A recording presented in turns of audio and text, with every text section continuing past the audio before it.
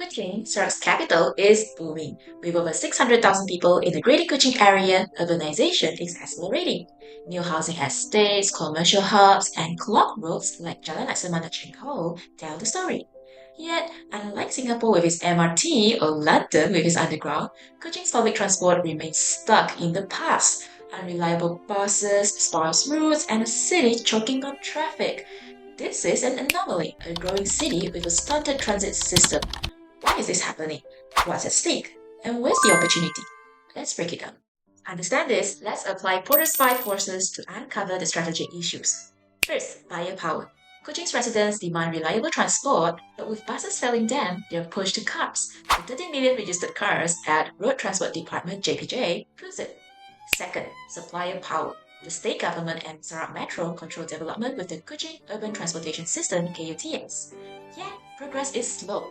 In 2017, a light rail transit system plan (LRT) was shelved in 2019 due to cost concerns. The current proposed autonomous rapid transit system (ART) will be operational until 2026 at the earliest, without considering potential delays. Third, the threat of substitutes. Grab is the monopoly in Kuching's e-hailing industry. With short trip fares as low as 5 ringgit, they're definitely cheaper and faster than a bus. Even with ART coming, Grab still holds a strong competitive advantage due to its flexibility. Fourth, rivalry among existing providers is low. All buses run by private operators like Sarawak Transport Company face no real challenge, so there's zero push to innovate.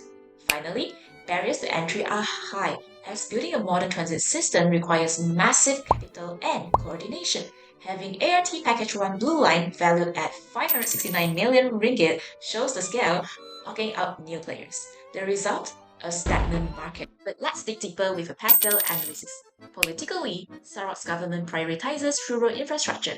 2025 budgets allocated 10.9 billion ringgit for development purposes versus 1.42 billion ringgit for KUTS.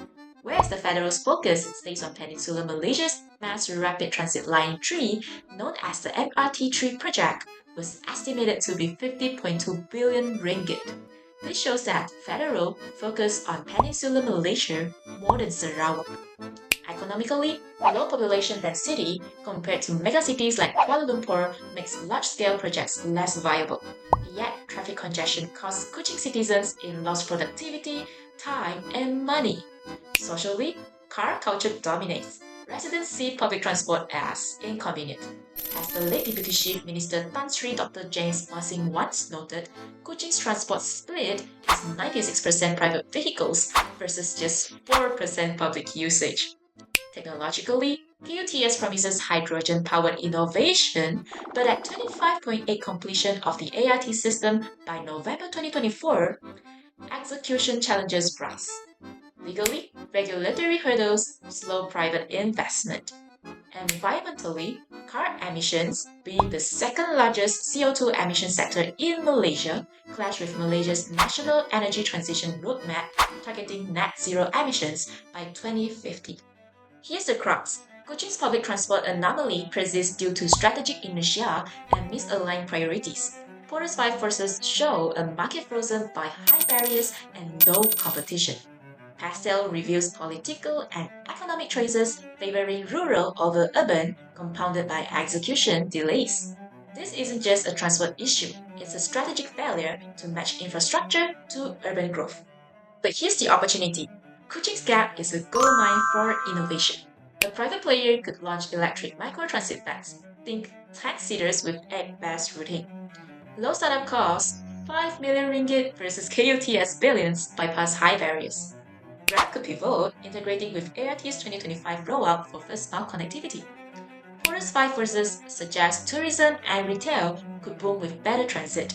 Damai resorts are 30 kilometers away, yet unreachable by bus. Pastel's environmental push aligns with hydrogen tech, offering a green age. This isn't just fixing a problem, it's a chance to lead. To wrap up everything, Kuching is a growing city, but without proper public transport, its growth will be unsustainable. My analysis shows execution delays and misplaced priorities are to blame, but it also highlights a right opportunity for innovation venture waiting to happen. The question is, will we see real change, or will Kuching continue to be stuck in traffic?